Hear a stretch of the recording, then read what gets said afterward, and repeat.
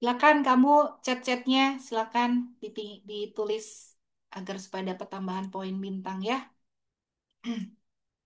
Baik, sudah tampak teman-teman ya.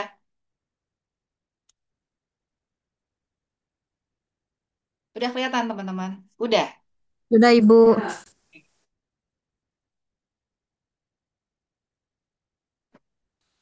Baik. Kita masuk ke materi ini financial structure dan capital structure ya teman-teman. Jadi kita ke depannya nih akan banyak untuk masuk ke core-nya manajemen keuangan tuh kayak apa gitu. eh Jadi akan lebih banyak hitung-hitungan ya, akan banyak analisis ke depannya karena memang ini adalah materi eh, fundamentalnya keuangan gitu. Jadi kalau bisa dibilang ini matematikanya keuangan lah gitu ya. Nah, kalau kita bicara mengenai financial structure gitu atau capital structure gitu, saya mau bicara mengenai ngobrol ke kalian ini kan mahasiswa manajemen keuangan ya mengenai kasus-kasus keuangan yang terjadi gitu. Salah satunya adalah di GoTo. GoTo tahu ya GoTo. GoTo itu Go-nya itu Gojek, To-nya Tokopedia gitu. Jadi eh, tahun lalu tuh kan ada berita ya. eh, GoTo itu melakukan PHK massal dan eh, anggarannya diketatin gitu kan. Karena dia mengalami kerugian kerugian yang cukup besar. Dan salah satu penyebab utamanya adalah ini nih, ya. Ini itu. Jadi struktur modal mereka itu didominasi oleh ekuitas gitu. Ekuitasnya apa? Ekuitas dari investor joint venture gitu kan mereka itu ada joint venture gitu kan joint venture dan juga investor publik gitu kan. Nah, nah, eh walaupun didominasi oleh ekuitas gitu, tapi utang yang sifatnya utang produktif itu sedikit gitu kan. Akibatnya ketika terjadi valuasi gitu kan, itu nggak ada cash flow yang masuk dari hasil IPO. Ya kan dia kan udah go public kan, jadi dia itu IPO kan, initial public offering gitu. Itu nggak ada kas yang masuk gitu dari hasil IPO gitu kan, sehingga dia mengalami kesulitan gitu ketika dia mau ekspansi. Itu kasus di GoTo. Kemudian kasus yang di Unilever gitu, atau Astra pun juga ya itu sustain ya, sustain. Jadi dua perusahaan ini perusahaan yang sustain gitu. Kenapa perusahaan-perusahaan fintech itu kurang sustain gitu kan? Nah, sebenarnya kita bisa belajar nih dari perusahaan-perusahaan yang sustain gitu. Unilever gitu, Astra gitu. Ternyata Unilever dan Astra ini dia itu struktur modalnya jauh lebih seimbang gitu. Struktur modalnya seimbang. Dia itu memadukan ya utang jangka panjang gitu kan. Kemudian juga dia mengelola dengan hati-hati utang tersebut gitu kan. Jadi dia tuh ada utang jangka panjang dan dia juga punya modal sendiri. Nah, modal sendirinya Unilever sama Astra itu diambil dari akumulasi laba yang ditahan gitu. Kemudian juga ada juga investor-investor institusional. Nah, dari sini ya kita bisa belajar nih ternyata gitu kan. Struktur modal itu bukan hanya sekedar angka saja gitu. Bukan hanya sekedar rasio-rasio aja, tapi ini adalah strategi keuangan jangka panjang gitu. Jadi dari struktur modal ini kita bisa belajar nih, apakah perusahaan itu sebaiknya mengambil utang bank gitu kan, mengambil ngutang lagi atau udahlah kita kita bu kita nerbitin saham aja agar supaya masuk nih aliran dana dari publik gitu kan, gitu. Kemudian juga dari sini kita juga akan belajar nih gitu apa sih manfaat dari utang itu? Tuh. Dan bagaimana sih struktur modal yang bisa mempengaruhi nilai perusahaan gitu, return gitu kan. Dan juga bagaimana nih struktur modal yang bisa memiliki daya tahan pada krisis. Gitu. Nah, apa itu struktur modal ya? Struktur modal itu adalah komposisi atau proporsi antara utang dan modal sendiri gitu. Jadi kalau kamu ingin mendirikan usaha gitu kan, usaha itu kan pasti kan ada modal ya, modal dari modal sendiri ataupun dari utang gitu, kamu ngutang. gitu. Berarti bukan dari milik sendiri gitu. Nah, digunakan untuk membiayai kebutuhan jangka panjangnya. Seperti apa? Ya tadi yang saya sampaikan, mendirikan usaha kan gitu kan. Pembelian aset tetap juga ya, tanah, bangunan atau mesin. Misalnya mau pengen beli rumah lagi gitu kan. Kira-kira ngutang ke bank atau kita ambil dari uang tabungan kita nah, kan gitu. Itu sebenarnya juga kita udah menerapkan nih konsep-konsep capital structure ya walaupun kita nggak punya perusahaan gitu. Atau pembelian bangunan, mesin gitu kan, pengembangan suatu produk gitu kan. Dulu eh, produknya masih sekupnya UMKM gitu kan, tapi sekarang mau pengen pabrikan nih gitu kan, dikembangkan produknya lebih besar lagi, bisa mencangkup, bisa menjangkau seluruh provinsi nih kan gitu. Nah perlu dipikirkan capital strukturnya kayak gimana nih gitu. Kemudian ekspansi usaha dan juga mengakuisisi bisnis ya. Mengakuisisi bisnis. Misalnya nih kamu ngelihat ada ada barber yang udah mau collab nih gitu. Kira-kira mau mau kamu ambil nggak, mau take over nggak kan gitu. Nah, mengapa penting gitu? Kenapa struktur modal penting? Karena struktur modal itu bisa menentukan tingkat resiko keuangan perusahaan.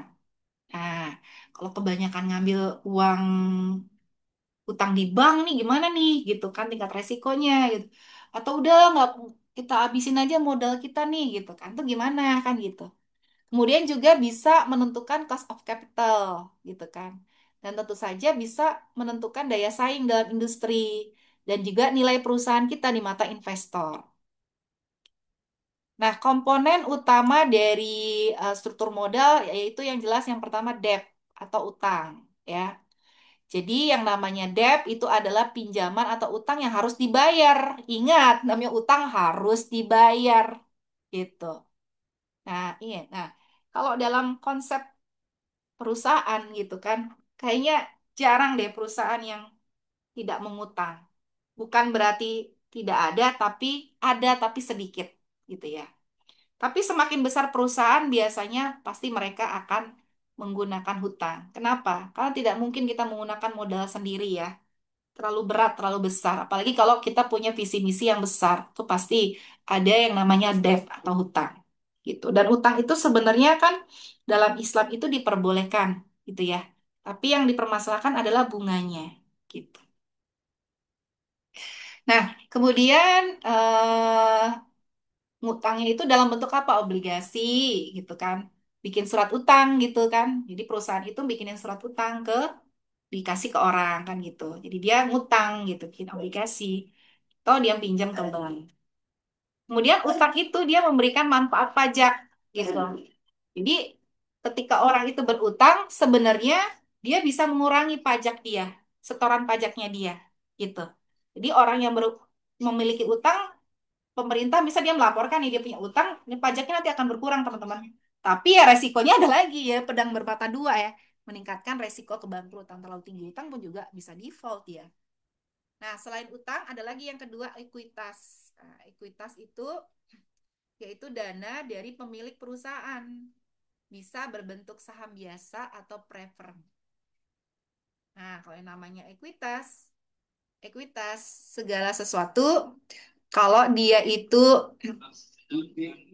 kalau dia itu dia itu nggak dikembalikan ya, tapi dia dibilang dalam bentuk saham. Jadi berapa modal yang disetorkan, modal pribadi yang disetorkan, artinya kepemilikan dia terhadap perusahaan tersebut ya sebatas itu.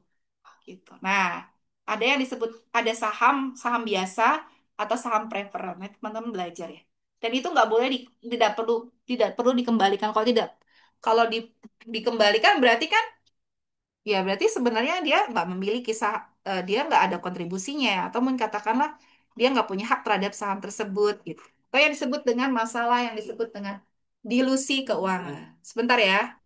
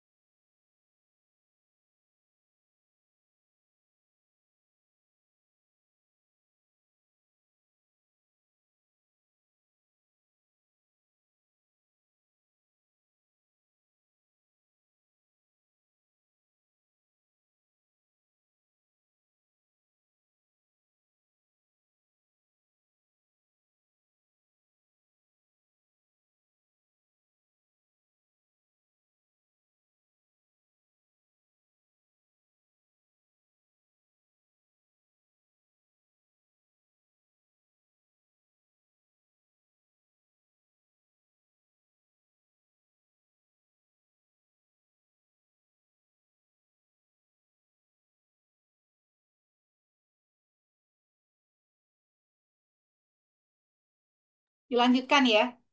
Jadi ekuitas itu. Ekuitas itu adalah dana pemilik dari pemilik perusahaan. Nah, itu dana tersebut dihitung sebagai saham atau kepemilikannya dia dan itu tidak perlu dibayar kembali. Kalau dibalikin berarti kan menyebabkan dilusi kepemilikan gitu. Nggak jelas kepemilikannya siapa gitu. Lo kalau niatannya mau pengen jadi pemilik usaha ya nggak usah dibalikin gitu. Gitu ya. Jadi dia apa namanya? Kepemilikannya berapa. Kecuali kalau sahamnya mau dilepas, nah itu baru bisa.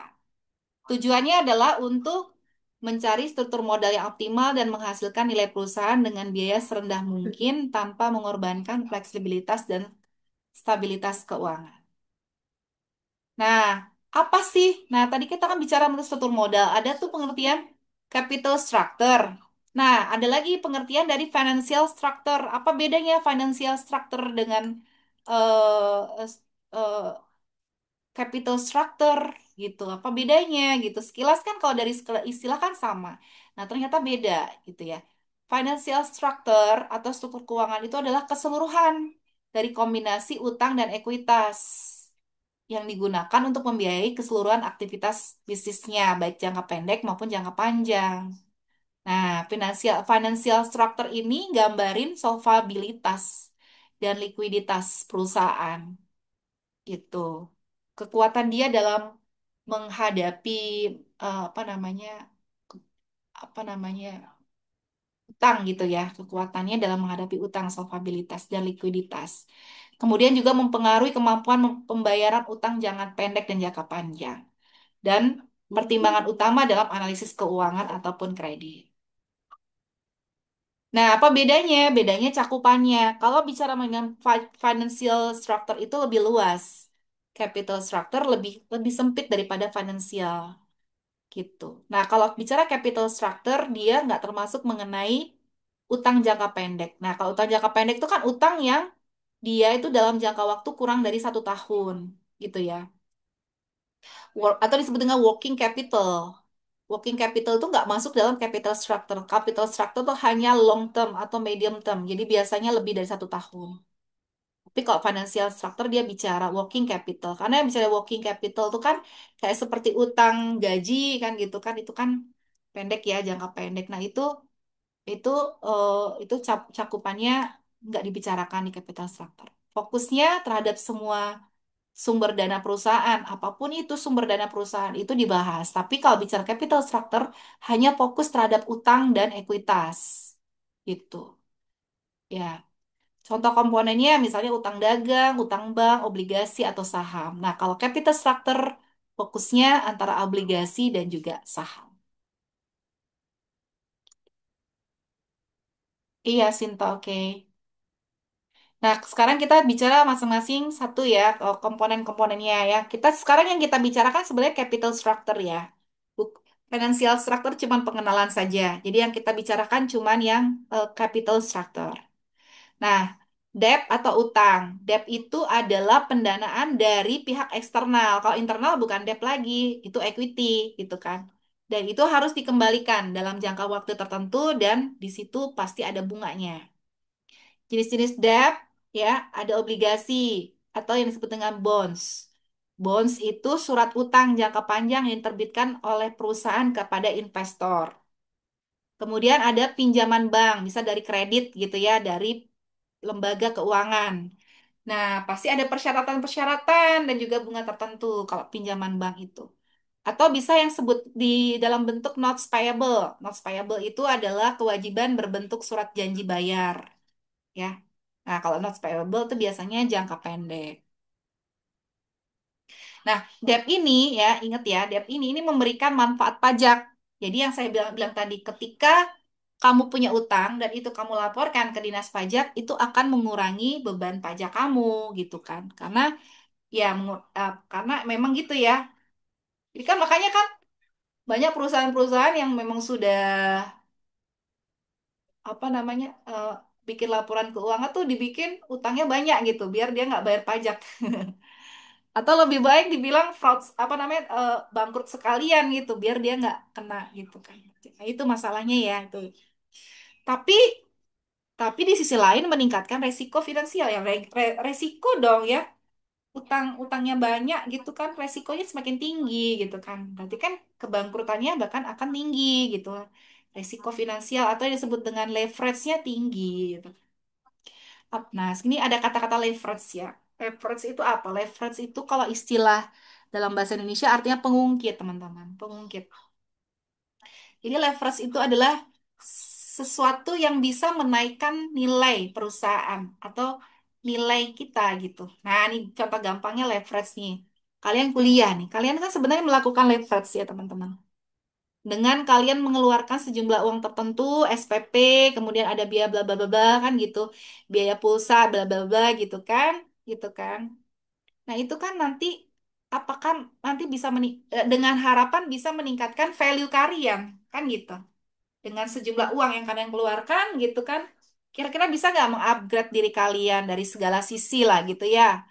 Tentu saja kita berharap mungkin sisi karir ya kan naik kan gitu. Nah ini itu maksudnya itu apa namanya eh, logika lah gitu ya. Maksudnya eh, sama itu leverage juga. Tapi kalau pada perusahaan ya berapa uang yang dikeluarkan ya dengan nilai sekecil apapun gitu untuk mendapatkan hasil yang sebesar-besarnya kan gitu. Nah, leverage itu didapatkan dari mana ya? Dari debt atau dari equity.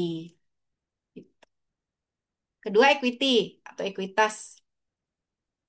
Itu adalah dana yang berasal dari pemilik ataupun investor tapi dia tidak memiliki kewajiban untuk dikembalikan dalam jangka waktu tertentu. Nah, equity ini macam-macam. Ada yang disebut dengan common stock atau stok biasa. Itu hak pemilihan di perusahaan. Dia memiliki hak suara dan juga dividen. Dividen, ya. Dividen itu apa? Dividen itu pengembalian dari keuntungan. Jadi keuntungan dari perusahaan, ya.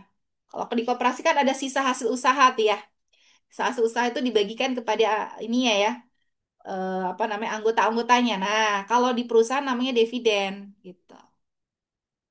Terus kemudian saham preferen. Saham preferen itu dia memiliki hak atas dividen yang tetap dan didulukan dalam pembagian aset jika perusahaan itu dilikuidasi. Jadi dia masuk ke saham yang mana nih? Saham yang biasa, common stock atau preferen gitu. Kalau preferen dia tuh ada keistimewaan, dia itu akan didulukan gitu dalam hal pembagian aset gitu jika perusahaan itu dilikuidasi dan dia memiliki hak terhadap dividen secara tetap. Kemudian juga ada jenis yang ketiga namanya laba ditahan atau return earning. Jadi kan kadang kalau misalnya apa nama dalam proses aktivitas perusahaan itu kan ada keuntungan ya. Nah, keuntungan itu terserah keuntungan itu mau disimpan jatuhnya jadi laba ditahan atau return earning yang nanti dipakai untuk operasional gitu kan. Atau dibagi kepada investor atau yang punya saham di situ. Nah, jadi eh, ada ini contoh ya, saya sebenarnya pemain ya. Saya sama suami pemain itu pemain saham. Kami dari kuliah dari S1. Tahun berapa itu ya? 2000-an ya, udah tua. Tahun 2000-an kami udah betul tuh kami masih pacaran. Jadi masih ya masih berteman lah. Jadi kami tuh sudah yang aware kepada investasi, tapi investasinya kan karena memang ya kita pernah coba ya investasi real gitu kan. Kita cuma pernah berinvest di kafe kan gitu. Kita pun juga pernah punya usaha gitu kan. Itu real, sektor real. Tapi kami pun juga pengen coba saham gitu. Karena saham itu kan kita main sendiri kan gitu. Resikonya ya sama-sama beresiko sih. Tapi kan puas gitu ya kalau main sendiri ya kan gitu. Jadi kita yang jalanin, kita pelajarin kan gitu. Nah, kita punya saham. Nah, ketika itu kita concern sama dua hal. Dua hal yang kita lihat gimana nih ininya, emitennya atau perusahaan yang kita mau pengen masukin kan. Apakah perusahaan yang suka kasih dividen ya kasih dividen artinya kan kalau kita punya saham di situ walaupun saham kita mungkin kita belum jual kan gitu apa cut loss kan gitu kan apa pengen rugi apa nggak tahu ya gimana masih punya posisi lah ibaratnya kita akan dapat tuh dividen tiap tahunnya gitu dari perusahaan-perusahaan tersebut tapi resikonya perusahaan-perusahaan yang suka membagi dividen dia nggak punya tabungan Kenapa dihabisin sama dia atau dikeluarkan untuk dibagi-bagi gitu. Itu resikonya di situ.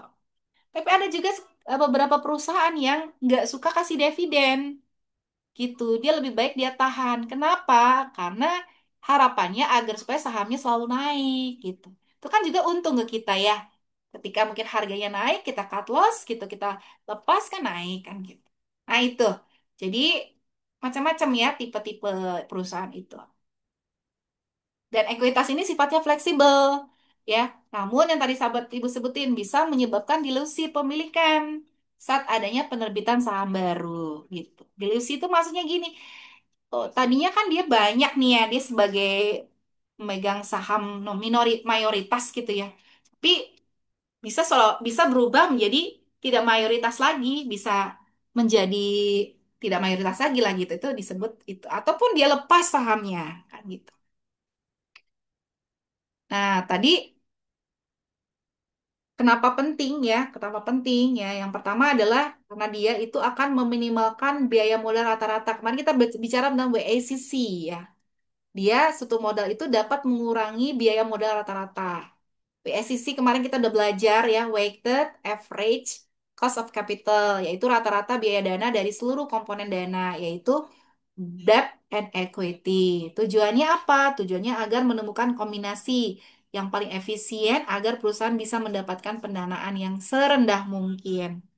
Berarti semakin rendah WACC ya, semakin tinggi juga potensi dari keuntungan atau profitabilitas dari proyek tersebut. Kemudian yang kedua adalah meningkatkan value atau nilai dari perusahaan. Jadi dengan menggunakan struktur modal yang tepat, investor ini dapat menilai perusahaan itu lebih stabil. Nah, kalau lebih stabil berarti layak nih ya kita investasi di sini nih, gitu kan.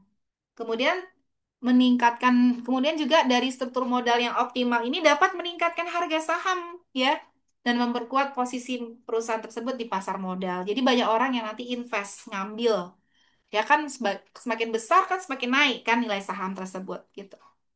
Nah, rumus dari nilai perusahaan itu adalah nilai pasar ekuitas ditambah nilai utang.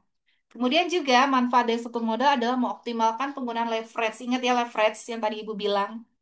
Ya, bisa disebut dengan utang ya untuk meningkatkan return on equity ya jika digunakan secara cerdas. Jadi bisa meningkatkan pendapatan gitu ya. Leverage itu bisa meningkatkan pendapatan. Tapi perlu hati-hati, leverage yang terlalu tinggi ya resiko gagal bayar itu akan meningkat ya. Ya, resiko itu. Sehingga tujuan utamanya adalah memanfaatkan utang tanpa membahayakan kesehatan keuangan. Kemudian menjaga stabilitas keuangan. Jadi struktur modal yang seimbang itu membantu perusahaan bertahan dari kondisi ekonomi yang fluktuatif gitu. Dan menjaga arus kas itu perlu gitu kan untuk memenuhi kewajiban jangka pendek dan jangka panjang. Dan stabilitas keuangan itu menciptakan ya kepercayaan dari ini gitu. Di struktur modal itu perlu banget untuk dijaga ya karena kita bisa menciptakan kepercayaan dari investor, kreditor, karyawan ataupun mitra bisnis. Dan sekali lagi catatannya adalah struktur modal itu bukan suatu keputusan sekali sekali jadi. Jadi enggak enggak enggak enggak itu terus dipakai gitu. Jadi itu akan selalu dievaluasi secara berkala gitu. Sesuai juga perubahan kondisi internal dan juga eksternal. Nah, ini adalah tokoh-tokoh dari struktur modal ya, teori capital structure. Tokoh-tokoh yang mencetuskan capital structure ya. Yang pertama adalah Mondigliani Miller. Ini sudah direkam kan ya? Tuh udah direkam. Yang pertama adalah Modigliani Miller. Nah, Modigliani Miller ini yang pertama kali ya, yang dianya itu mencetuskan teori tentang struktur modal.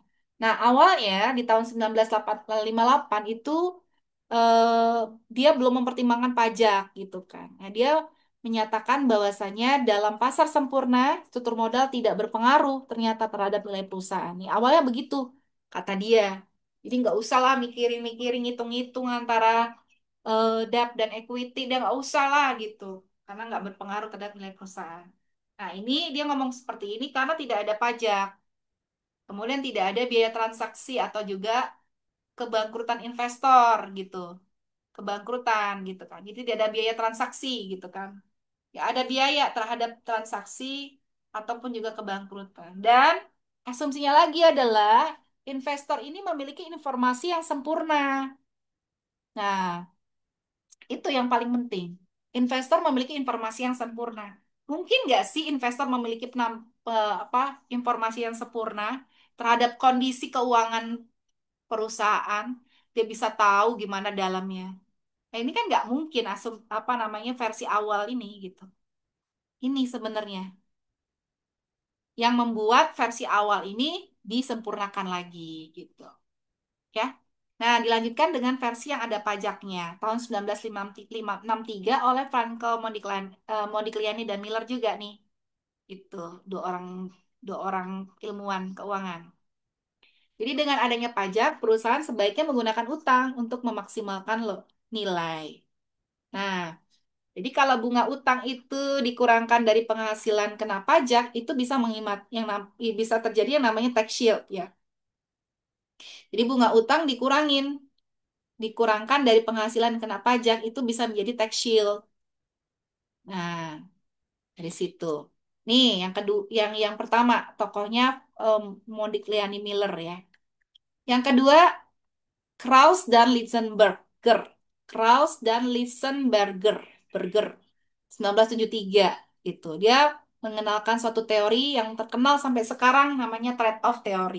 Orang kadang jarang ya pakai MM karena MM tuh masih masih sangat sederhana banget ya. Nah, ini trade-off. Jadi teman-teman nanti yang ngambil keuangan boleh ya nanti skripsinya gunakan teori-teori keuangan ya. Salah satunya yang ini yang capital structure ya. Ada tadi MM, terus kemudian trade-off. Nah, si Krauss dan Lisenberg ini mengatakan bahwasanya struktur modal optimal itu dicapai dengan menyeimbangkan manfaat pajak utang dan biaya kebangkrutan gitu. Jadi utang ya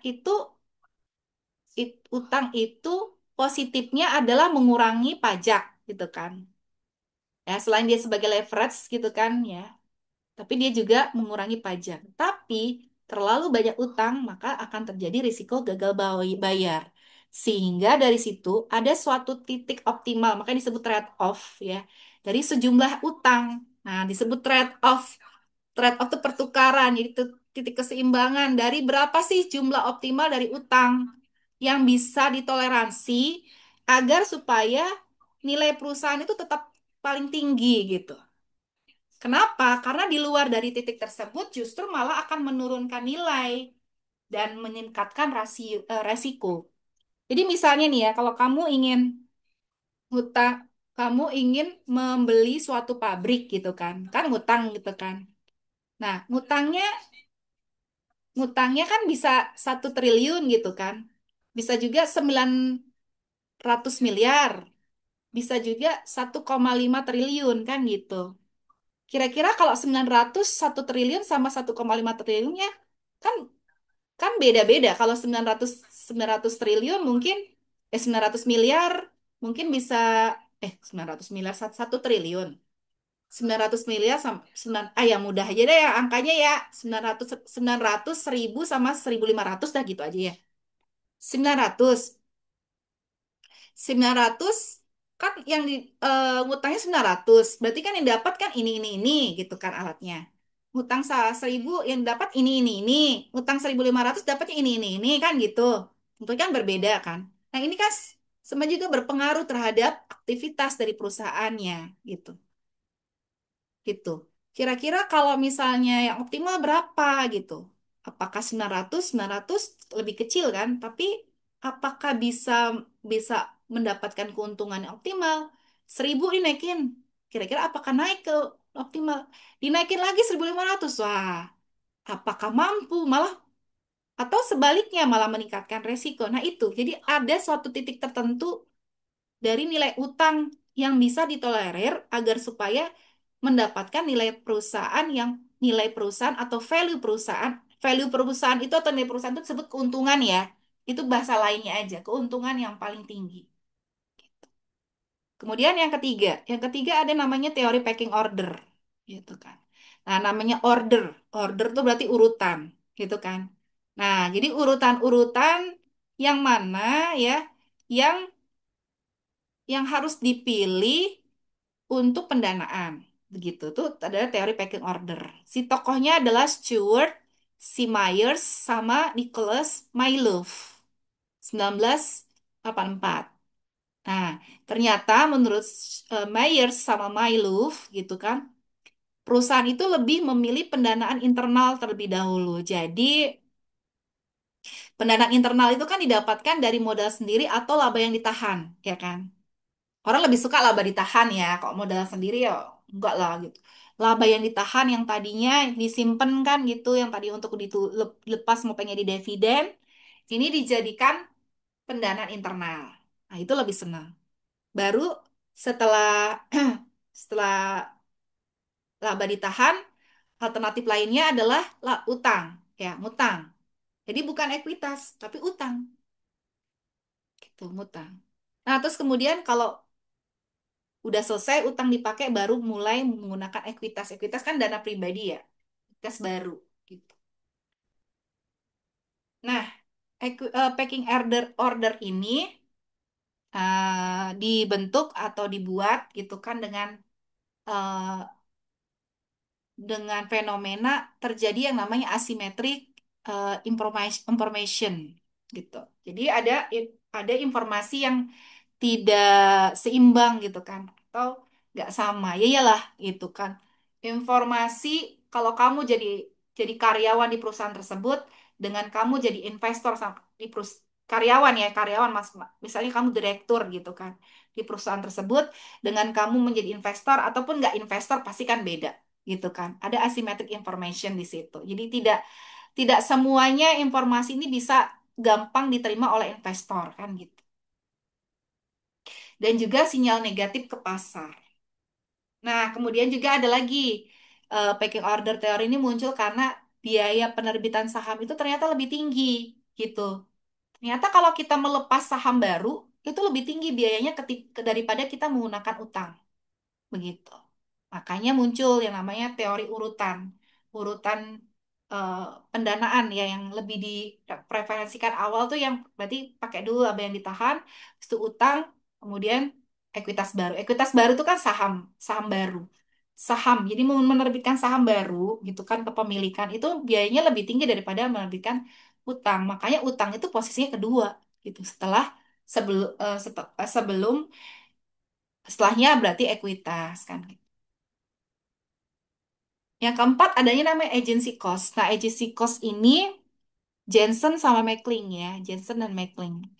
Nah, teori ini adalah teori yang disebut dengan teori kepentingan, konflik kepentingan ya. Jadi kan gini teman-teman, ketika teman-teman jadi investor, teman-teman jadi pemodal kan gitu, teman-teman mempercayakan modal teman-teman kepada manajer lah, ibaratnya kayak gitu. Nah, sekarang apakah bisa dipastikan manajer teman-teman ini jujur? Jujur tuh artinya bisa melaporkan seluruh aktivitasnya atau pendapatannya kepada investor atau komisaris atau pemilik modal lah seperti itu. Nah, itu kan masalahnya di situ. Gitu. Jadi ada konflik kepentingan antara pemilik dengan manajer gitu. Jadi, ya namanya juga manusia ya gitu ya. Manajer ini itu mungkin bisa bertindak demi kepentingan pemegang saham atau sebaliknya, manajer ini dia fraud untuk dirinya sendiri gitu. Jadi dia nggak bertindak yang diharapkan kan dia bisa memberikan keuntungan yang sebesar-besarnya bagi pemegang saham. Nah ini, jadi si pemegang saham ini mulai ketar-ketir nih, manajer saya benar apa enggak nih kan gitu. Kayak muncul teori agency cost ini gitu. Nah, justru malah dengan adanya berutang ya teman-teman, ya dengan adanya berutang ini satu satu dampak positif berutang gitu itu justru malah bisa untuk membatasi kebebasan dari manajer kenapa ya kan harus dibayar kan gitu lo kerja yang benar agar supaya dapat profit, dapat keuntungan, ataupun bisa membayar hutang tersebut. Sehingga di situ penggunaan utang ini ya juga nggak jelek-jelek banget ya, karena dia bisa membatasi kebebasan dari manajer. Dia harus berdisiplin dalam keuangannya agar supaya perusahaannya bisa berjalan. Kalau perusahaannya nggak berjalan, dia nggak kerja kan gitu. Nah, namun ya. kebanyakan ngutang juga itu menimbulkan biaya agensi baru. Begitu. Kan kalau ngutang itu kan ada ininya juga biayanya kan. Ngutang itu kan kalau ngambil kredit ke bank tersebut kan ada provisi gitu kan. Ada ada biaya-biaya yang harus dibayar. Semakin banyak utang kan semakin banyak juga biaya kan gitu. Gitu. Nah, berarti di sini juga struktur modal itu harus dirancang untuk meminimalkan biaya agensi gitu. Untuk menjadi efisien. Nah, catatannya adalah tidak ada teori yang berlaku secara mutlak. Dan keputusan struktur modal itu sifatnya kontekstual. Kontekstual tuh gimana? Ya, itu tergantung dari ukurannya, usia perusahaan, industri, siklus bisnisnya kayak gimana, dan aksesnya dia terhadap pendanaan. Jadi nggak ada yang bersifat mutlak. Oh, pakai teori packing order aja deh, udah di Indonesia. Nggak ada. Oh, Indonesia tuh menganut sistem eh, trade off. Enggak. Gitu, jadi sifatnya kontekstual ya. Gitu. Tergantung juga waktunya juga. Ini berapa slide? Saya belum sholat nih. Nanya ya. Udah lanjut dulu deh. Nanti abis ini saya sholat ya. Ini semuanya kan manajemen perbankan juga kan? Iya kan? Bener nggak? Yang manajemen perbankan juga ada di sini toh. Jadi saya nggak perlu keluar dari grup ini. Ah iya. Ya tolong dibilangin ya. Ini di grup kan juga tadi udah saya kasih ya. Saya nggak perlu ke add link untuk share link lagi gitu. Nah, sekarang kita masuk ke apa saja sih komponen utama dari utang dan ekuitas. Ya. Komponen utama dari utang dan ekuitas yang pertama adalah stabilitas pendapatan. Gitu. Jadi, kita lihat dulu nih bagaimana nih perusahaannya dia. Jadi, perusahaan yang pendapatannya itu stabil, berarti dia biasanya akan cenderung ngambil utang. Ya, karena kan dia punya punya pendapatan yang stabil gitu kan. Tiap tiap bulan sudah kelihatan nih saya pasti dapat dapat dapat dapat gitu kan gitu. Berarti dia akan cenderung akan berani berhutang kan gitu. Kemudian juga perusahaan dengan pendapatan stabil itu arus kasnya kan konsisten gitu kan sehingga dia mudah untuk pembayaran bunganya. Sebaliknya kalau pendapatnya fluktuatif, janganlah ngutang gitu ya. Jangan ngutang-ngutang yang banyak atau menghindari leverage tinggi. Leverage itu bahasa nama lainnya utang gitu ya. Contoh nih, contoh perusahaan utilitas dengan perusahaan startup teknologi gitu. Itu. Jadi utilitas utilitas dengan startup. Startup itu lebih ke fluktuatif ya kan gitu. Itu bisanya hindari dengan penggunaan leverage yang tinggi gitu. Kemudian ada aset nih, hal-hal apa yang menentukan komposisinya adalah asetnya atau kolateralnya. Dia punya aset apa sih? Oh, dia punya aset tetap nih, dia punya tanah sama bangunan. Jadi bisa dijadikan untuk jaminan utang. Kalau proporsi dari asetnya itu semakin berwujud gitu kan, masih ada bentuknya kan gitu, seperti tanah dan bangunan, maka dia akan memperoleh utang dengan bunga yang lebih rendah gitu. Ya, perusahaan-perusahaan yang padat aset, seperti kayak perusahaan apa yang padat aset tuh ya, pertanian, kan ini padat aset ya. Itu dia cenderung punya tingkat utang yang lebih tinggi. Kemudian juga dilihat dari tingkat pertumbuhan perusahaannya. Growth-nya gimana sih, gitu kan. Kalau dia growth-nya itu tumbuh dengan cepat, ya, dia justru malah akan cenderung menghindari utang, gitu kan. Kenapa? Karena dia punya fleksibilitas keuangan, gitu kan. Dan dia juga tidak terikat terhadap kewajiban tetap atau bunganya. Nah, kalau dia tingkat pertumbuhannya cepat gitu kan, bagus gitu kan, maka lebih suka dia menggunakan laba ditahan aja, laba ditahan, ekuitas atau ekuitas gitu, ekuitas baru gitu kan, dana sendiri ya. Tapi biasanya itu ekuitasnya kan berasal dari laba yang ditahan, itu kan masuk lagi kan ke dalam saham pemilik pemilik sahamnya kan gitu. Tapi perusahaan yang pertumbuhannya moderat itu menggunakan utang untuk ekspansi. Kemudian juga dilihat dari struktur pemilikannya. Kalau perusahaan keluarga itu gitu kan atau perusahaan pemilik tunggal itu cenderung untuk menghindari penerbitan saham baru.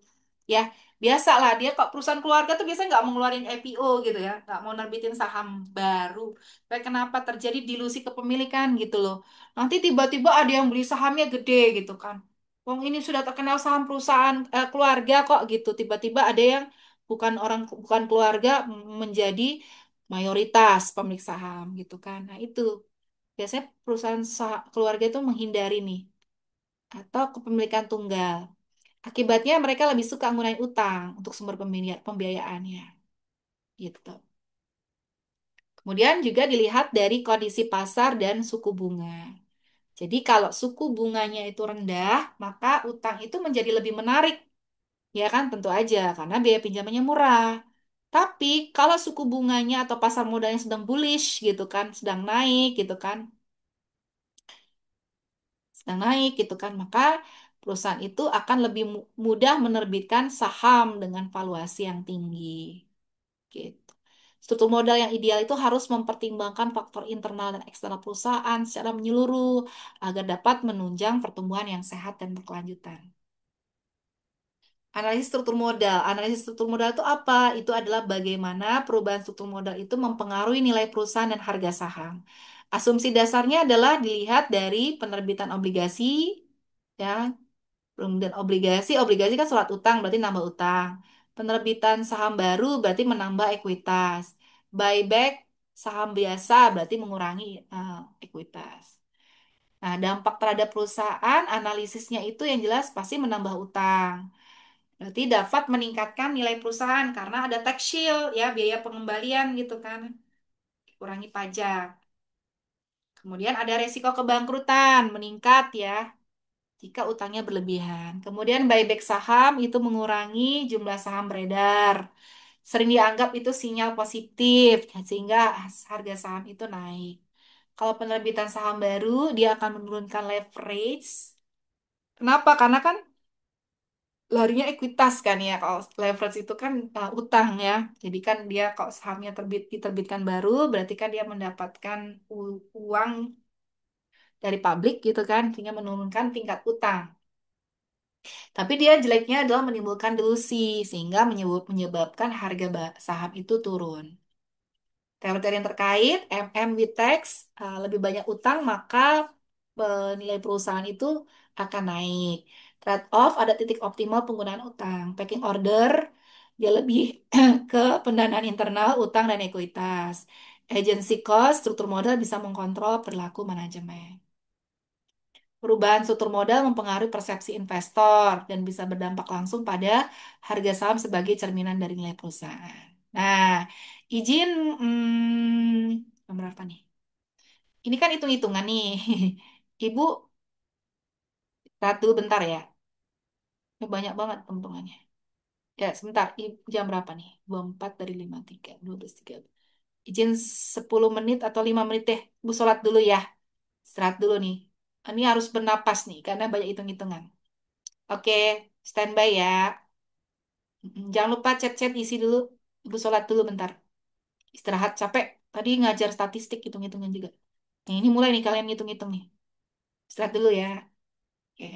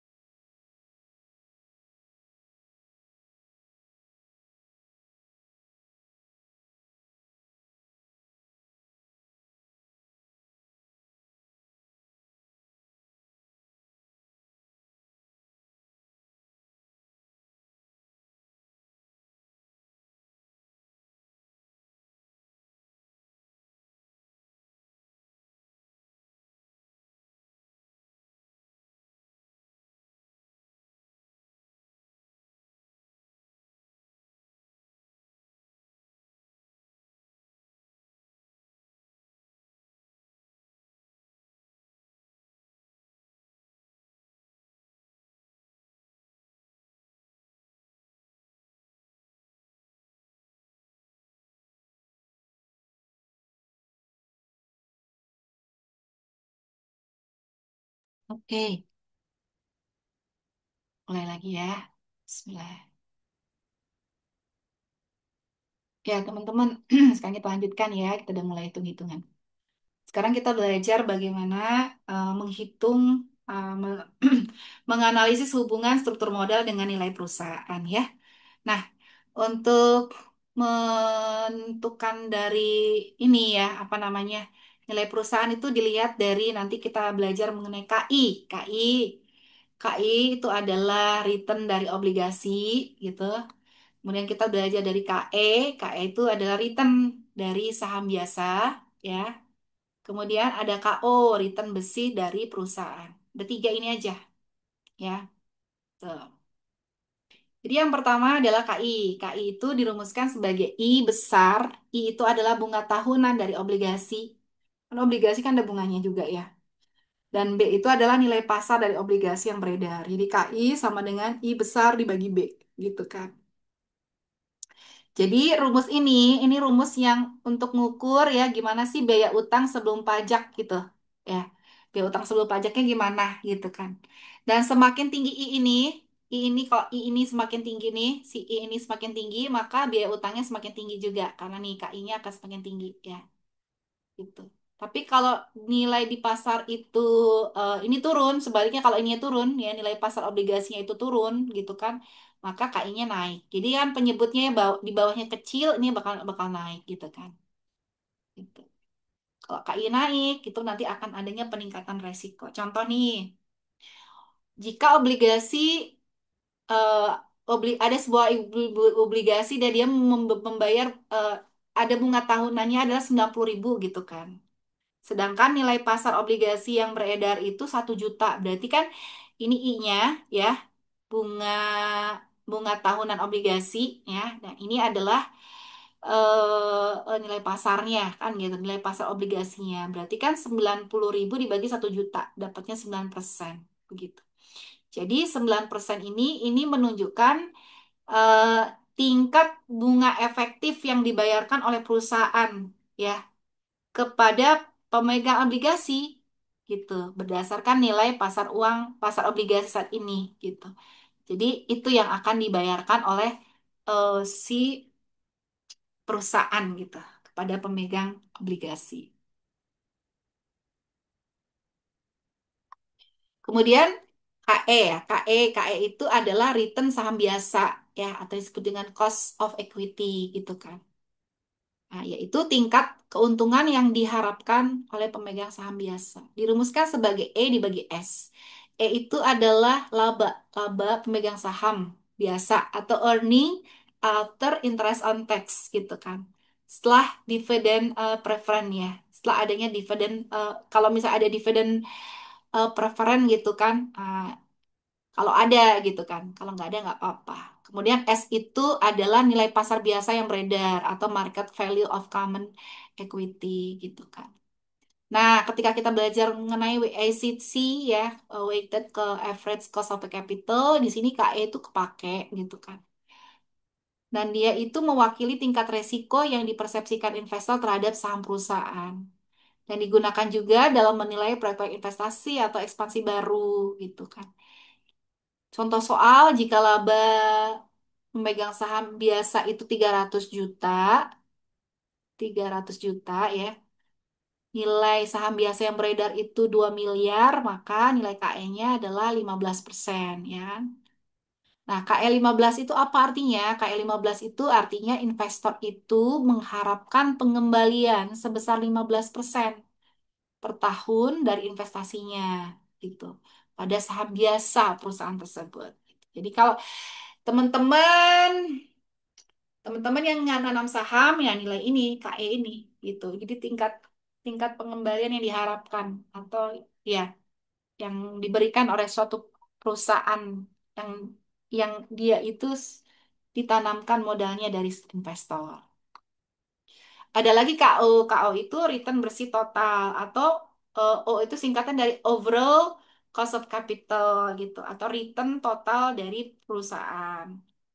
O itu adalah laba operasi bersih atau net operating income. Sedangkan V itu adalah gabungan dari saham biasa ya saham preference, dan utang jangka panjang.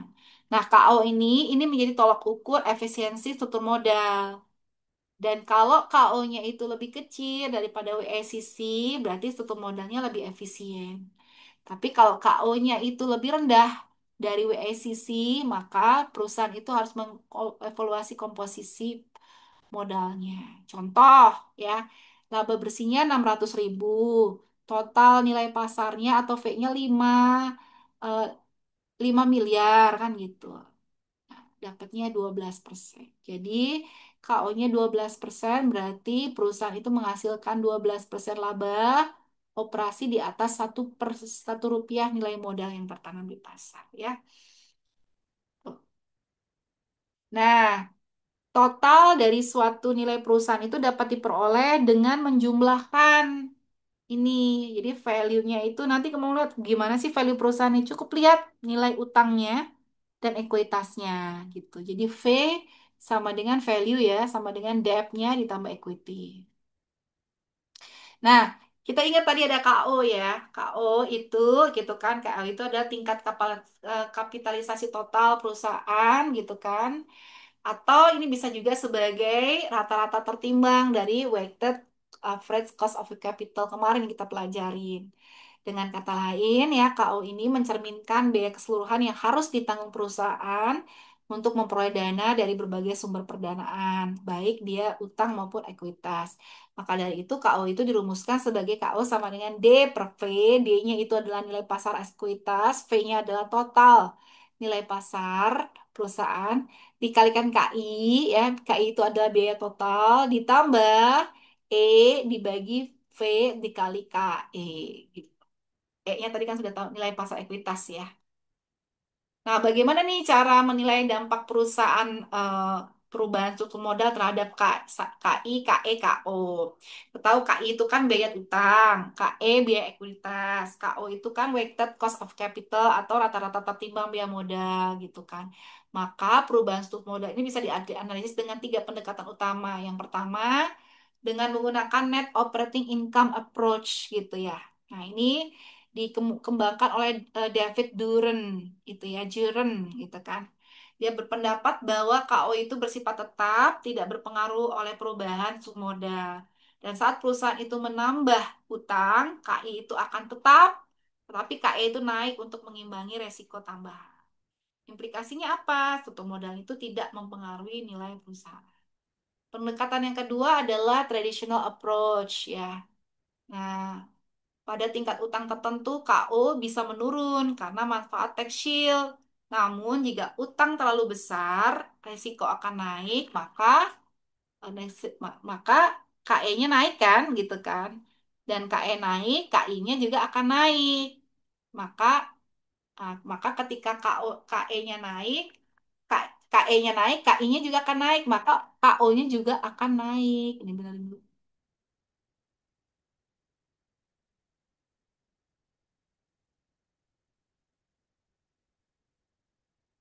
Nah, dari pendekatan tradisional ini ada implikasi struktur modal dan optimal yang meminimalkan KO ya ini. Oke. Kemudian pendekatan Modigliani-Miller atau MM approach gitu. Jadi struktur modal itu tidak berpengaruh terhadap KO dan nilai perusahaan. Penggunaan utang meningkatkan nilai perusahaan karena tax shield itu membuat KO itu menurun. Implikasinya adalah perusahaan harus menggunakan sebanyak mungkin utang untuk memaksimalkan nilai memaksimalkan nilai tapi dalam batas yang aman. Contoh perhitungan ya dengan pendekatan yang pertama atau net operating income. Contoh, suatu perusahaan memiliki utang 8 juta dan tingkat bunganya 15%, laba operasinya 8 juta, tingkat kapitalisasinya 20%, dan saham yang beredar itu sejumlah 10.000 lembar. Maka datanya ini ya, jadikan debt-nya ya 8 juta, tingkat bunganya KI-nya 15% ya, EBIT-nya atau laba operasinya gitu kan, simbolnya O gitu kan, operation gitu ya. 8 juta. Tingkat kapitalisasinya 20%. Jumlah saat beredarnya 10.000. Nah, kita cara cari dulu yang namanya nilai perusahaan dengan pendekatan net outcome net apa tadi tuh? NOI, net operating income approach ya. Jadi kan V itu adalah EBIT dibagi KO gitu kan. Nah, berarti 8 juta dibagi KO-nya sudah dapat 0,2, dapatnya 40 juta. Kemudian hitung nilai ekuitas V dikurangin D, sama dengan V dikurangin D, 40 juta dikurang 8 juta, 32 juta. Harga saham per lembar itu dibagi jumlah saham. 32.000 dibagi 10.000 dapatnya 3.200. Contoh dua, misalnya perusahaan mengganti sebagian modalnya dengan modal hutang besar, 16 juta, sehingga diperlukan saham sebanyak 16 juta dibagi 3.200, berarti dapatnya adalah 5.000 lembar saham. Nah, untuk mendapatkan hutang tersebut, maka jumlah saham beredar sekarang menjadi 5.000 lembar. Dari mana 5.000 lembar? Dari semulanya 10.000 dikurangi 5.000 dapatnya 5.000. Sehingga nilai perusahaannya menjadi ya utang barunya itu berarti 8 juta ditambah 16 juta. 8 juta tambah 16 juta dapatnya 24 juta. Dan jumlah saham yang beredar adalah 5.000. Dengan pendekatan NOI, jumlah perusahaan tetap dihitung dari laba operasi bersih dan kapasitas tingkat kapitalisasi total, di mana V-nya itu adalah laba operasi bersih dibagi KO, dapatnya 40 juta kan. Maksudnya apa nih analisisnya? Analisisnya adalah meskipun struktur modalnya berubah, nilai total perusahaannya tetap 40 juta dengan pendekatan NOI. Nah, dari contoh selanjutnya dapat disimpulkan bahwa penambahan hutang mempengaruhi tingkat return yang disyaratkan oleh pemegang saham biasa. Dan hal ini terjadi karena peningkatan utang menambah resiko keuangan bagi perusahaan saham, ya kan? Kemudian pendekatan yang kedua, pendekatan tradisional ya. Pendekatan tradisional ini dia itu menyatakan bahwa struktur modal itu mempengaruhi nilai perusahaan, tapi ada satu titik optimal di mana biaya modal rata-rata terimbang atau WACC dibagi KO itu adalah nilai terendah sehingga nilai perusahaan menjadi maksimum. Pendekatan ini merupakan pendekatan kompromi antara pelengkapan tadi ya, net income ya dengan mendeklarasi Miller dengan pajak gitu. Ya. Bagaimana pendekatan ini bekerja? Yang pertama adalah penggunaan utang awal, ya. Penggunaan utang dalam jumlah sedikit hingga sedang akan menurunkan biaya modal rata-rata. Kemudian yang kedua meningkatkan nilai perusahaan karena bunga utang lebih murah daripada ekuitas yang memberikan penghematan atau tax shield. Tahap kedua, ya, kalau utangnya berlebihan gitu kan. Jadi kalau utangnya berlebihan, maka perusahaan tersebut akan banyak menggunakan utang, resiko keuangannya meningkat gitu kan.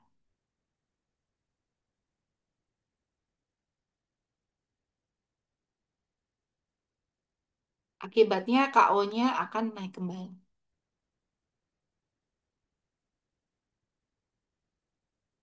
Bentar ya.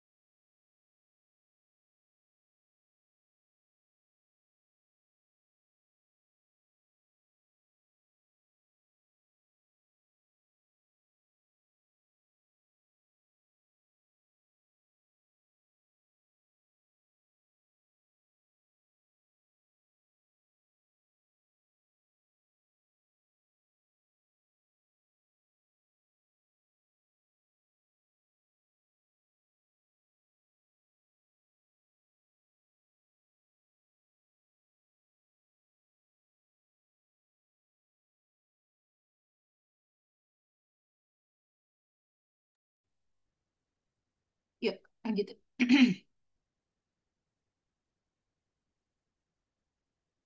Ini pendekatan ini bekerja. Jadi kita masuk ke pendekatan tradisional ya atau traditional approach. Itu menyatakan bahwa misalnya struktur modal itu mempengaruhi nilai perusahaan di mana ada suatu titik optimal di dari eh, WACC dibagi KO itu ya. Jadi nilai itu nilai optimal gitu. Dia harus pakai grafik sih. Itu ada nilai terendah. Jadi di WACC dibagi KO itu adalah nilai terendah. Ya, dari situ itu adalah nilai di mana nilai perusahaannya itu menjadi maksimum gitu. Bagaimana pendekatan tradisional yang bekerja? Yang pertama adalah penggunaan utang. Gitu. Penggunaan utang dalam jumlah yang sedikit hingga sedang ini akan menurunkan biaya modal rata-rata atau KO-nya dan juga akan meningkatkan nilai perusahaan. Karena bunga utangnya lebih murah daripada ekuitas atau menerbitkan saham baru, maka dapat memberikan penghematan terhadap pajak atau tax shield. Terus kemudian kalau dia posisinya utangnya berlebihan, maka kalau utangnya berlebihan, maka resiko keuangannya meningkat. Kemudian kalau ini kan dari sini kan tahu ya investor tuh kalau perusahaannya ngutang gitu kan. Kalau perusahaannya ngutang berarti nanti investor akan nuntut nuntut nuntut returnnya itu harusnya lebih tinggi gitu kan. Nah, KI itu kan biaya utang. KI itu juga bisa naik karena resiko kebangkrutan. Nah, akibatnya KO-nya akan naik kembali dan nilai perusahaan bisa menurun. Jadi utang berlebihan itu akan menurunkan nilai perusahaan. Nah, ini cerita yang tadi itu digambarkan di sini. Nah, ini. Nah, misalnya, ini kita belum manajemen perbankan ya. Misalnya, perusahaan akan mengganti seluruh modal obligasi dengan saham. Karena nilai obligasi sebesar 45 juta dengan harga saham selembar 9.090, maka diperlukan 45 juta dibagi 9.090. Berarti ada berapa? 4.950. Harganya 4.950 per lembar saham. Sekarang di seluruh perusahaan merupakan modal sendiri sehingga tingkat keuntungan yang disyaratkan oleh investor menjadi lebih rendah, misalnya 11% menjadi 10%. Dengan demikian nilai perusahaan dan biaya modal ada sebagai berikut. Misalnya perusahaan mengganti seluruh nilai utang obligasinya 45 juta gitu kan. Harga lembar per saham tadi kan 9.090. Maka jumlah saham yang diterbitkan kan 4.950 gitu kan. Nah, setelah obligasi ditebus dan diganti dengan saham, maka seluruh perusahaan tuh hanya terdiri dari ekuitas aja, jadi nggak ada utang. Tidak ada lagi bunga, beban utang, dan resiko keuangan menurun. Dan investor akan menurunkan nilai ekspektasinya dari 11 menjadi 10. Nah, ini adalah rumus dari perhitungan apa namanya nilai perusahaan dan biaya modal baru. Jadi nilai nilai perusahaan ya sama dengan value gitu kan. Laba operasi bersih dibagi KO. Jadi kalau laba operasi bersih itu EBIT ya, EBIT itu sebesar tadi 4.500.000, tingkat keuntungan itu turun menjadi 10%, maka value-nya adalah 45 juta gitu. Nah, ini penjelasan grafik ya. Kayaknya nggak usah deh ya, kita ini nggak usah deh. Atau boleh deh, nih berapa soal sih? Nggak apa-apa, kita bahas langsung aja ya. Nggak usah dikerjakan, nggak apa-apa. Struktur modal adalah Struktur modal adalah kombinasi utang dan ekuitas yang digunakan perusahaan. Nggak apa-apa, nggak usah jawab, nggak apa-apa. Waktunya udah mepet ya. Saya jam 2 ada meeting lagi, metode penelitian sama riset keuangan.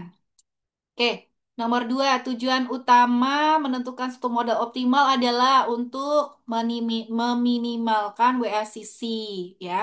WACC itu diminimalkan dan juga memaksimalkan nilai perusahaan. Komponen struktur modal terdiri dari utang jangka panjang, saham preferen, dan persediaan, yang enggak saham biasa. Nah, kayak persediaan deh. Ini salah nih. Salah nih. Ya. Ini harusnya persediaan ya.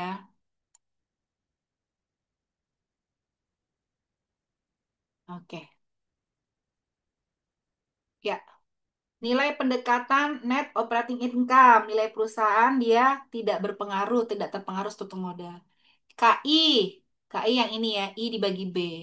Jika pasar saham 30 juta, utangnya 20 juta, maka nilai perusahaan dibagi aja. Ya, nilai pasar saham 30 juta dan nilai utangnya, oh ya, V sama dengan D tambah E kan, di jumlah. Return saham, saya ada pertanyaan. Oh iya, boleh sebentar, Rizal. Return saham dihitung dengan rumus O, dengan rumus apa? Nih ya, E per S. Dengan pendekatan tradisional, WSCC itu akan selalu menurun, lalu meningkat kembali.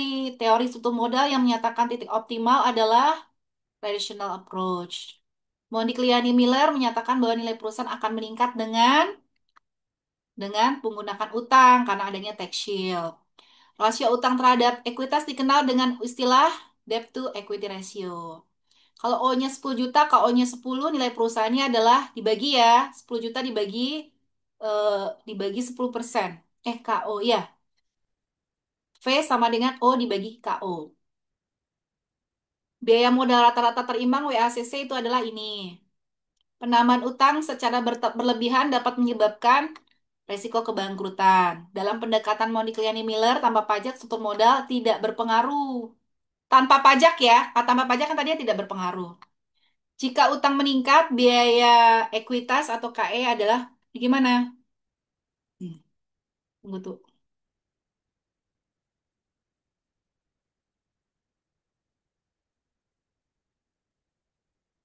Jika utang meningkat, biaya KE adalah tetap naik. Tujuan utama struktur modal optimal adalah menurunkan WSCC. Laba operasi bersih dibagi dengan nilai total menghasilkan KO. Struktur modal konservatif ditandai dengan pendanaan sebagai besar dari ekuitas. Ekuitas modal sendiri dia konservatif. Jika WSCC-nya tingkat minimum maka akan mencapai nilai perusahaan yang maksim. Oke, monggo silakan. Mau ngomong ya? Mau ngomong apa ditulis silakan. Siapa tadi yang bertanya tuh? Ya, silakan. Rizal Fauzi. On mic ya, on mic. Udah. Oke, Ibu, izin sebelumnya mohon maaf ya Bu. Saya ada pertanyaan nih, takutnya mengganjal terus-terusan. Nggak apa. Jadi begini Ibu, oke. Jadi begini Ibu, untuk akuisisi itu kan kita adalah kalau di pemahaman saya itu mencaplok satu perusahaan menjadi milik kita. Itu Mm-mm. adalah akuisisi dengan pembelian, biasanya pembelian saham yang mayoritas sahamnya itu jadikan milik kita, gitu kan ya Bu. Terus Iya, kemudian ada juga merger antar perusahaan. Kalau iya. merger itu kan kita menggabungkan dua perusahaan menjadi satu.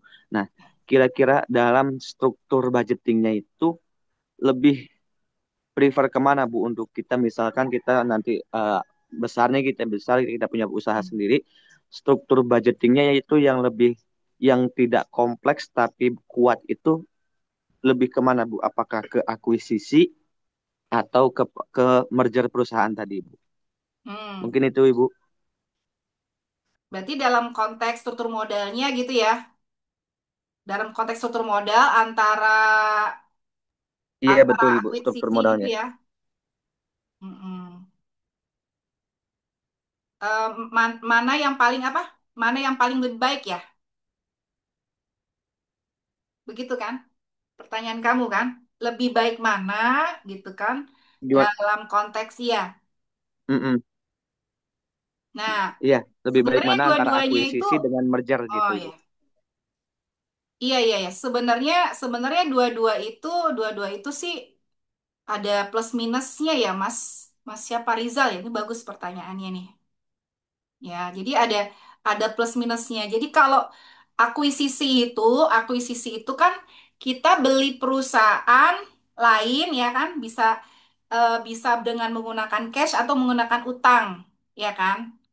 Nah, kita bisa menggunakan uh, cash dengan dana sendiri atau utang baru gitu. Nah, kelebihannya akuisisi itu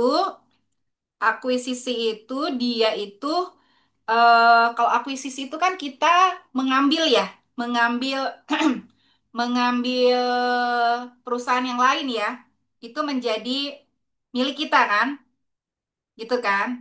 Maka bentar.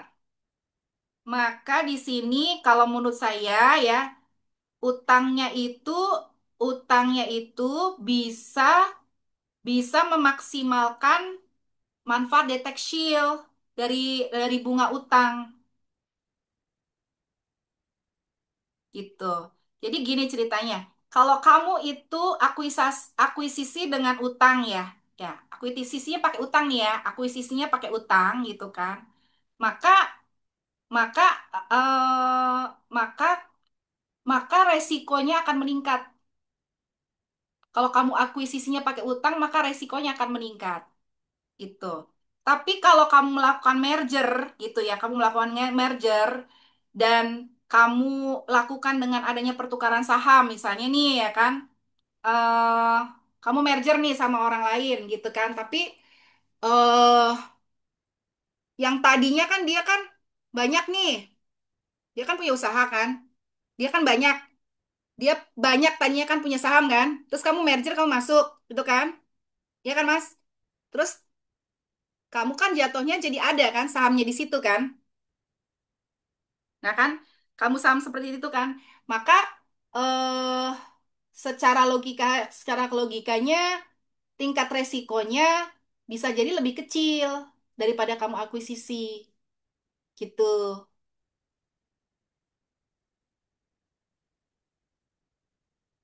Jadi kalau kalau akuisisi, kamu pakai modal sendiri atau kamu utang, tingkat resikonya lebih besar karena kan kamu akuisisi sendiri kan. Logikanya kan kayak gitu. Tapi kalau kamu merger, otomatis eh apa namanya? eh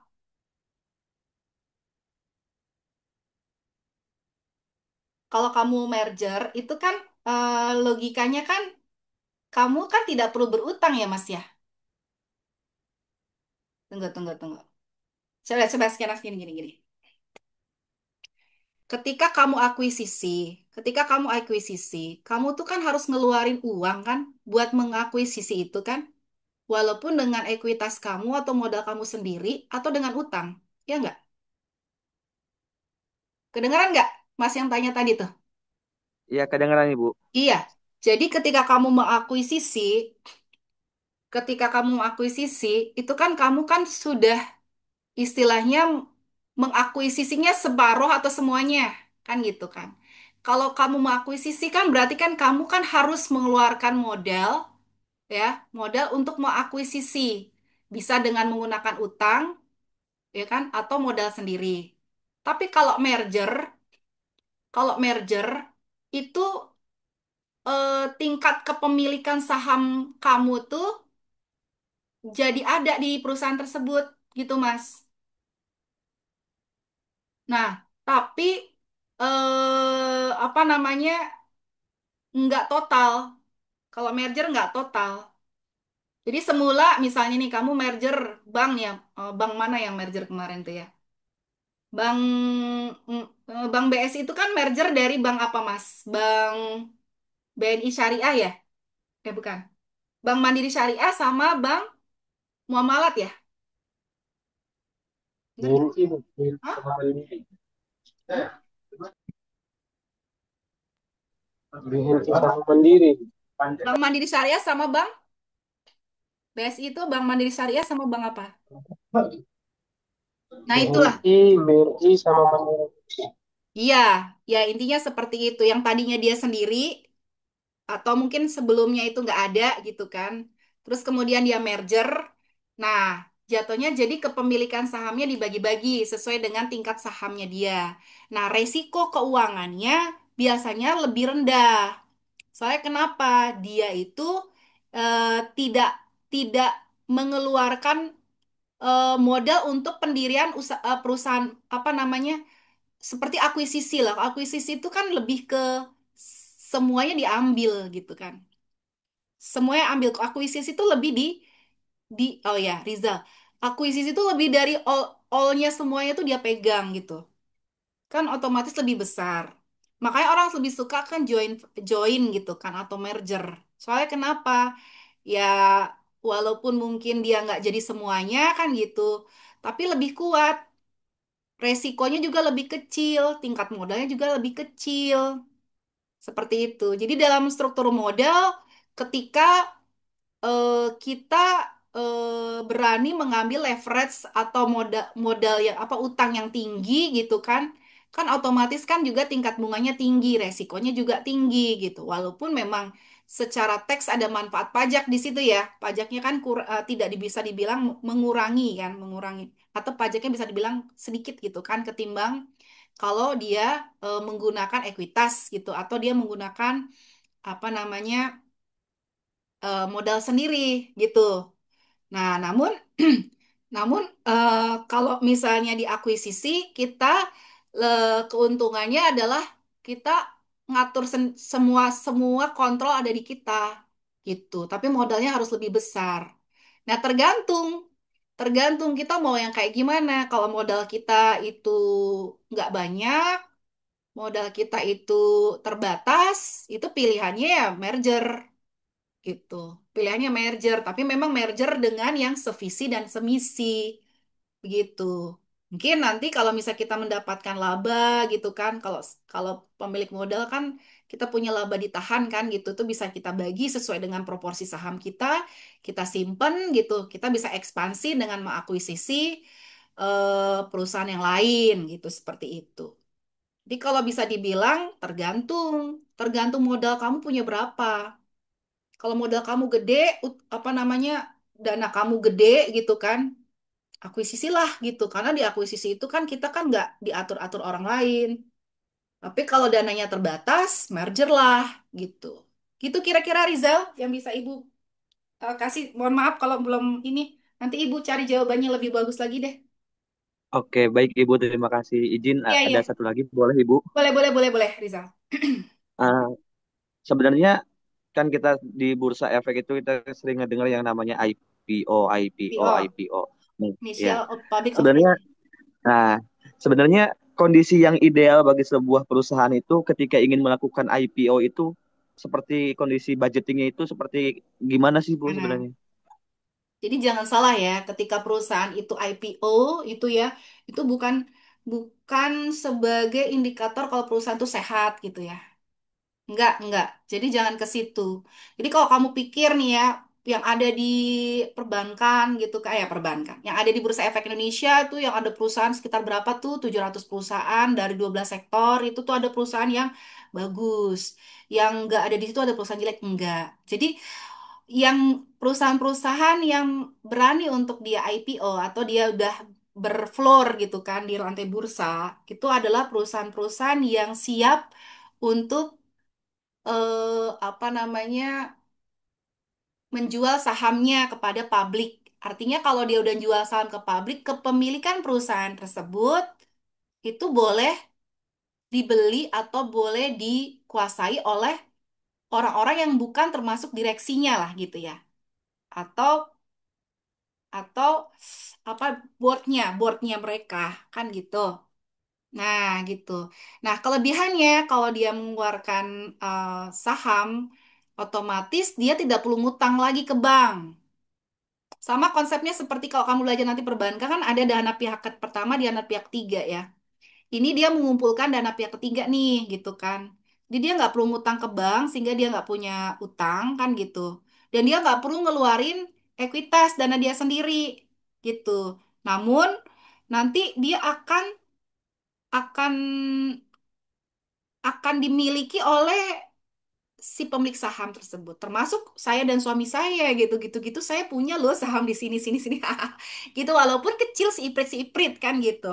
Artinya ketika mungkin kalau direksi tersebut ingin punya kontrol terhadap perusahaan tersebut, ya dia minimal harus punya saham di situ minimal lah 70%. Kalau dia semakin dijual-jual-jual-jual lagi, contoh tuh kayak yang dijual-jual lagi, contoh tuh kayak kemarin tuh ya, yang lagi happening tuh kamu tahu DIY nggak? Di DIY, DIY. DIY itu Iya, DIY itu iya, kayak iya. perusahaan-perusahaan ya apa?